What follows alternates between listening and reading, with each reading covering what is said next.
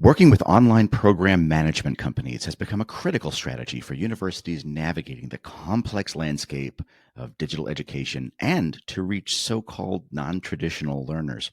I'm glad to be joined by Jim Lummus, who brings a wealth of experience to this conversation, having been at the forefront of online education partnerships as Executive Vice President, University Solutions at AllCampus. In an era where higher education is rapidly transforming, Jim is here to offer his perspective on how universities can effectively expand their online presence and meet the evolving needs of modern learners. Welcome to the podcast, Jim. Well, thank you for having me. I really appreciate it, Ray. It's just like I really enjoy the podcast, and I've watched a number of the episodes, so I'm happy to be a part of it. Oh, you flatter me, sir. Thank you. And it's great to get to know you as well, since we are both former employees of an OPM, Academic Partnerships, now Rise Point. And I'd like to just jump right in talking about the OPM model and how it's viewed in industry, given the skepticism around the model in recent years. Why do you believe it's an effective solution for universities looking to grow online programs? Yeah, it's a great question, and it's obviously a topic that particularly in the last year and a half, has seen growth in skepticism as a lot of the external pressures kind of have been on the industry. I think the way I would answer the question is kind of hearkening back to some of the early days in the industry for me. I've been in the space for 16 years now, which is a little mind-boggling. When it started, we didn't have an acronym. We weren't an OPM. Nobody knew what we were. We were just an organization trying to help colleges and universities to grow their online programs. When I first started, I was on a campus visit, and I was sitting down with a dean at Boston University, Jay Halfond. And I'll never forget, he said to me, Jim, it's not that we couldn't figure out how to become great at what you're great at. We probably could. We've got a lot of smart people here. But he said, we want to focus on what our core is. And our core is teaching students, learning, the academy, and to some extent research. He said, but marketing, being great at marketing, being incredible at customer service and enrollment type of activities, it's really not what we want to focus on. It was interesting because he thought the right marriage, the right way to have a partnership was having those two completely different kind of core missions and core competencies come together and allow each one to focus on what they were great at. And then, I'd expand on that with another colleague. So he was Dean of Business at FIU, Dr. David Clock. He said something to me that was really interesting in our work together when we were at Academic Partnerships at that point. He said, we're challenged in attracting the absolute best and brightest in the space in terms of marketing expertise, people who are on the cutting edge. And he kind of said, in the academy, we've got limitations in terms of like pay bands and personnel. And when I partner with an outside firm, I'm able to get access to the best and brightest, the cutting edge, and the people that I won't have access to for my programs otherwise. And as I look back at my career in a number of different organizations I've been at, the truth is I've been really fortunate to be around a lot of those best and brightest.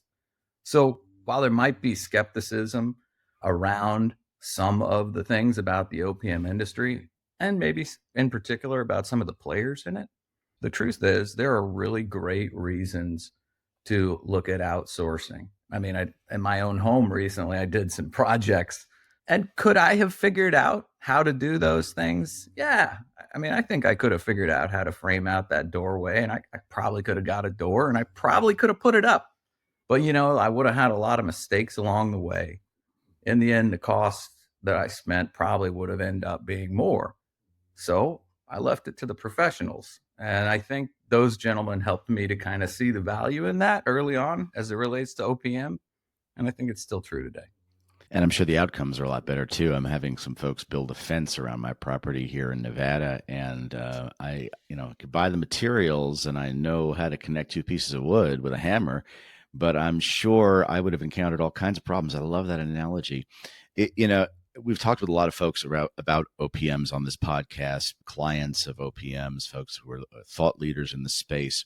And I think some of that skepticism we're talking about here comes from there's some strong feelings about how this works. And, there are universities out there that have done it themselves, like the mega universities, like my alma mater, Arizona State, that's built pretty much a similar kind of model in-house where they've got Amazing. enrollment marketing, sort of the asynchronous number of starts per year as a kind of a gold standard approach they've got there. But when you talk with university leaders, and I've had these conversations too, and I'm really curious to have your perspective, what are the most common misconceptions you get about considering partnering with an OPM, and how have you addressed them at AllCampus? There's a number of them, right? And there's a number of different models. And I also think that the ever expanding, seemingly, definition of an OPM makes it even more complex because sometimes you're not comparing apples to apples. You're comparing, apples to oranges or whatever it may be. You hear objections around lack of control, that, an OPM is going to come in, they're going to dictate aspects around my standards. They might change the way my classroom operates. They might put in different things in terms of learning design that are taking away kind of, faculty autonomy. At AllCampus, we don't really play in that space at all. We're very limited in terms of what we do in terms of instructional design, and frankly, we actually outsource instructional design, and we're very candid about it and open about it. We came into existence as a spinoff out of Alloy Media, so we were always at our heart, a marketing firm, and the idea of adding up significant competency and overhead in instructional design, frankly, just that just kind of adds to our overall overhead, which impacts our pricing. And in a post-pandemic world, the question is that even a service that people are really looking for today? So I think some of that lack of control that is perceived to be in the OPM market, I think a lot of it's legacy, frankly, because we're not the only firm that has taken this approach today. So a lot has changed, and I think we understand. Back to the idea that Jay Halfon said to me, the marriage of one side's over here focused on this, and one side's over here focused on that. And I think the lack of control came from periods where there was a lot of kind of intermingling of that. But I think the pandemic did a lot to change that. We've heard a lot, so much, too much, about revenue share. In some way, many have come to the conclusion that what is merely a payment method, mind you, is inherently bad in some fashion. And I'm confused by that. I've thought about it a lot. Obviously, it's my career. It's everything that I do day in, day out. But even with all the thinking, at the end of the day, it's essentially a no interest loan that someone is doing on your behalf. They're betting on your quality. They're risking their own investment capital, and they're believing that together your joint operation will be successful. In terms of a friendly payment structure, I don't really know what more there is than revenue share. So I think that has really hurt the perception of the OPM marketplace when it's kind of a mistaken, misplaced hardship. And then the age-old question that any OPM operator has faced at some point is the question around, how could you represent our program yet also represent another similar program elsewhere? And that's a tough question that a lot of people have a hard time getting past. I mean, I think the reality of the situation is we've seen all the studies, we've seen the data, we understand that enrollment tends to flow. There's disagreement around the mileage, but it's generally concentric circles around a campus. Could be 50, could be 100, could be 250, whatever the number anyone agrees upon on any given study. But enrollment is pretty localized. Additionally, enrollment is greatly impacted by things like school type, ranking, attributes, time to completion, pricing. So the market segments itself, and the idea that a company couldn't be a portfolio company just doesn't really resonate with me. I think that the reality of the situation is there's really opportunity, to serve a lot of different customers and a lot of different geos with a lot of different potential student types. So those are types of issues that have been paramount in the industry: lack of control, a concern around revenue sharing as a payment method, and then obviously also kind of that portfolio topic I mentioned. It's interesting. The old adage, all politics is local, all online education is local. And it's interesting when an institution is concerned that they need to differentiate from other clients represented by a private company. You could turn that argument around and say, well, don't you always say you're unique and all your programs are special and there's a special kind of student that comes to your institution? Well, guess what? We agree with you. We're going to find that student. I'd love to go back and talk a bit more about the payment structure, because you've commented on several recent news articles about payment structures on your social media and looking at the revenue share model versus the so-called fee for service model, which I think became more popular as there was concern about federal regulation around tuition revenue share. And it does speak to the idea of, well, folks are worried about giving up control, giving up tuition dollars. My God, we're all, in deficit spending situations here. You and I both know that those institutions benefit greatly from the revenue that's brought in, even if it's a certain percentage of the revenue and some of it's being shared by a trusted partner. And that investment up front, most schools don't have several $1,000,000 to put into their marketing budget today to drive that enrollment, and that loan, that upfront expense on the private company is a risk. So just curious if you would unpack for me and for those listening the revenue share model, how that works in practice, and when a fee for service model might be a better fit. And are we really seeing a change here? I mean, this is what I do day in, day out. I'm a part of me and my team, we're talking, to universities across the country of different types. So we really do have a pretty good handle on where this is and who's interested in what type of payment method. There are definitely different times when either of these two primary options is the right choice. I think obviously, if you're talking about a number of institutions, for example, regional publics, smaller privates that are really tuition dependent, they don't have the same type of endowment income. They may not be research oriented or high research oriented. They don't have lots of research funding, which, right now at this very time is a hot topic in and of itself. But those types of institutions, when they look at growth opportunities, they look at a revenue share model and they see, okay, this is a chance for us to go out and find incremental students that we wouldn't have gotten. And we don't have to get extended far out on the limb of the tree to do it. We've got somebody else who's willing to do it for us. So I think that for those institutions, it's really almost the only option on the table for them. To be clear, like at AllCampus, we are completely payment agnostic. I could make a case and tell you, why wouldn't you want to be paid up front? Why would you want to take increased risk in fronting money for an institution, especially with the cost of capital having gone up in recent years? Is even more pressure on margins and less opportunity, for you to have a financial success. So clearly, we are advocates for a fee for service model as well. I think that sometimes people don't really understand the way a revenue share model really works. I mean, sometimes widely quoted figures can be somewhere around $4,000 to $5,000 is like the cost to acquire a student. Of course, that varies by program, by type of school, by geography, pricing, so many different things.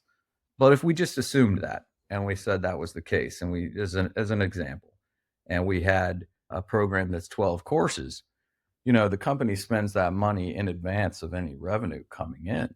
And then as a student progresses, course by course by course by course through the program, the company begins to recover its investment.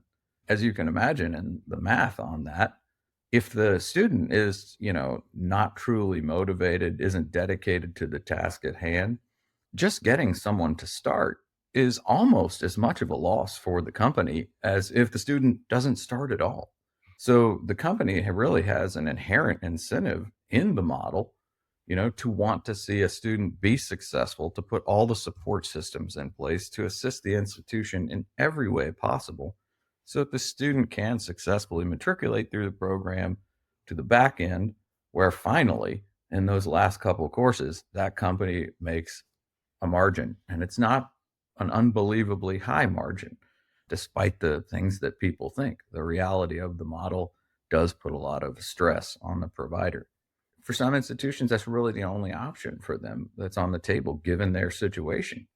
But other institutions, might have access to funds, and they might have a desire to not only have that core competency that Dean Halfon talked about, but they might have that desire to actually build it in-house. You mentioned Arizona State. Obviously, they're legends in this space. Look back to the early days. I don't know, you may not even know this, but AP was actually one of their partners back in the day. Pearson, of course, as well, with a big operation in Arizona. But not every institution is going to do that, but there are some who want to. And there are definitely a segment today that are kind of in that transitional period of trying to figure out, like, is this something that I also need to really get great at and take in-house?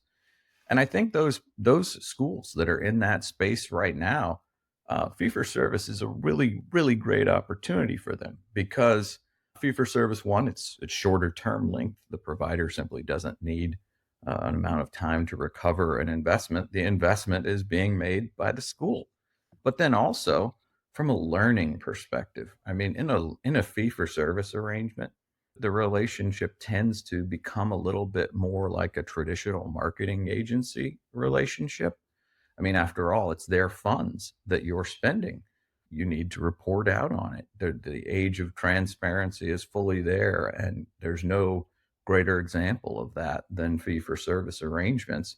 That's a place where universities who are on that, that's where they are on that continuum. They're ready to move towards independence there. Well, this is a great kind of bridge area where they can learn a lot.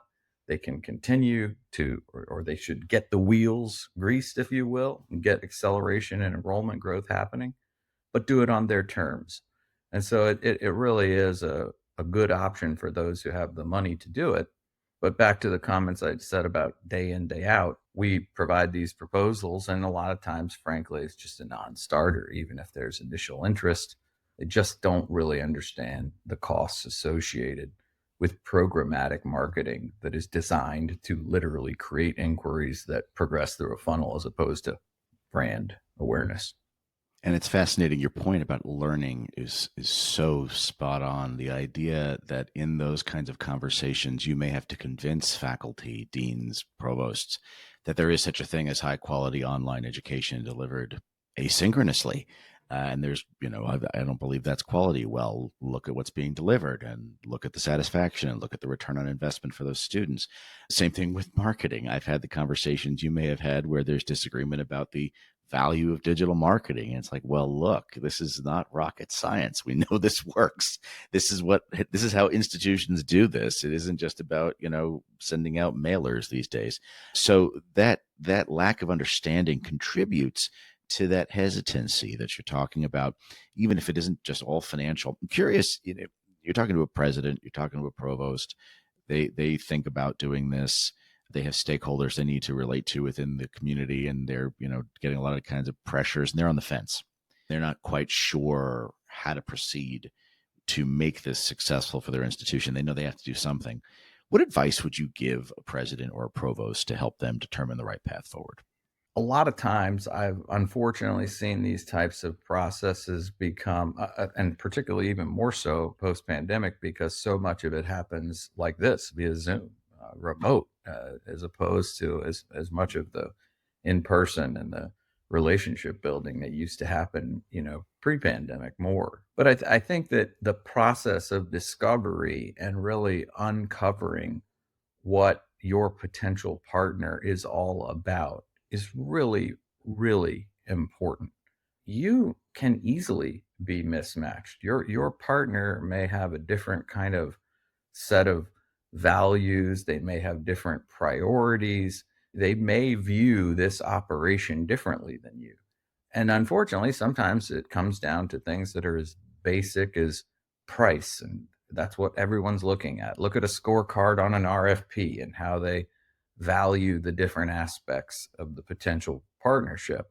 But at the end of the day, really actually getting to know your partner, getting to know what this potential partner is all about, understanding the people, understanding the culture that's inherent in there, understanding how you actually might work together.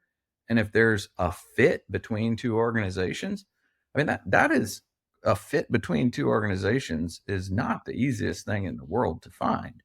We have an opportunity that's kind of in the final stages right now, and they were checking references. And one of our partners who provided a reference said, well, we have a real high standard here for what type of relationships we want with a partner. And we really want to feel like we're the only partner they have. Even if that's ridiculous, we want to feel that way. This gentleman told our potential partner that at AllCampus, they literally feel as if they're the only client that we have. And I think it's that kind of fit, that kind of understanding. What are you really looking for out of a partnership? What is most important to you? One institution might just care about the maximum number of enrollments possible. The next person might care about the relationship almost as much as they care about the number of enrollments. So there's different reasons why, and I would just encourage somebody who's examining, a partnership, really actually try to get to know the people. The people and the culture of the organization is really going to drive either the long-term success and happiness of the partnership, or it's not. I'd love to close just to hear your thoughts. You've been doing this for a long time, as you said, and worked at some great companies working with institutions. And we live in this time of tumultuous change, not just in terms of politics and funding, but also artificial intelligence and the adoption of online learning. Where is this going? What trends are you observing that can tell us the trajectory of online education over the last 5 years and beyond? We're kind of in the age. I mean, you've heard this phrase, digital transformation. Obviously, 5 years ago, we weren't really there. Online was still kind of something that was happening on the fringes of most universities. And as a result, when the student was kind of ingested into the machine of the university, there were always lots of disconnects in the process, lots of things that didn't quite work out for that remote student. Flash forward 5 years, we're in a completely different place. I mean, pretty much every institution understands that they need to be able to operate in a digital way, not just from like a teaching and learning standpoint, but from a complete student journey and customer experience standpoint. The way students want to communicate, the way they want to be communicated with. And so the question is, with that in mind, as you begin to make that transformation, what do you do? Do you look to outsource aspects of it? Do you try to build it all internally?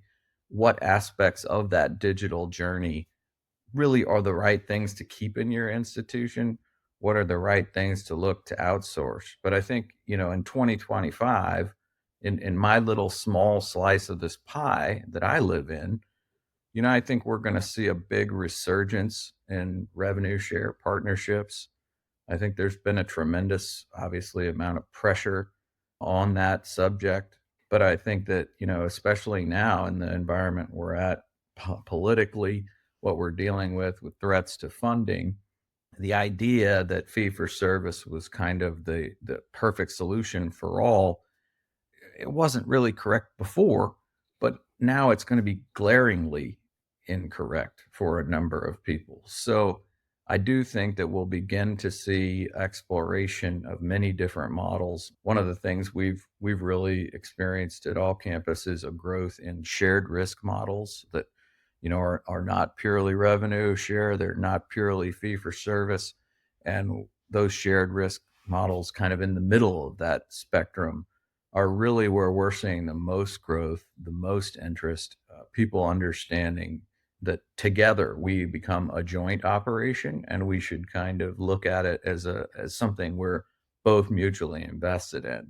So I think that's a big part of it. And I also really think that now at this stage of the game, as widely accepted as online is, and frankly, as competitive as the marketplace is, it's really time for folks to take a look at their programs in terms of program attributes, program competitiveness, which programs belong online, which programs might not necessarily need a large following online. So your portfolio is obviously something that all leaders are taking a hard look at right now in this environment. But I think that really also translates to online. What are the right programs? What are the right structures? You don't have to look at SNHU as your competitor per se, but the reality of the situation is your prospective students will be looking at their programs, their attributes, their qualities, and you want to be taking that into account as you formulate your strategy. So your unique positioning is also market competitive because it is a competitive marketplace for students. It absolutely is. And I would leave our conversation there. I feel like we could go in much more depth, but appreciate your time. Jim Lummus, Executive Vice President, University Solutions at AllCampus. Thanks for being with us. Thank you, Ray. Thanks for having me. Here's my take. I've worked with OPMs and talked to a lot of leaders from OPMs, and higher education is at a crossroads. It's becoming increasingly digital. Accessibility isn't just about check boxes, and being market competitive isn't just about looking at the programs you have. This is a fundamental shift in reaching and serving all prospective students effectively. And what I really liked about this conversation is how we can talk about making things easier for institutions by providing resources, by providing models of funding, and bring them to the table in a way that they're well educated about reaching today's online learners. I really think that the OPM model is here to stay. The key lies in finding a partner that truly understands the institution's unique mission and can provide transparent, aligned support rather than just a cookie cutter approach to online programming.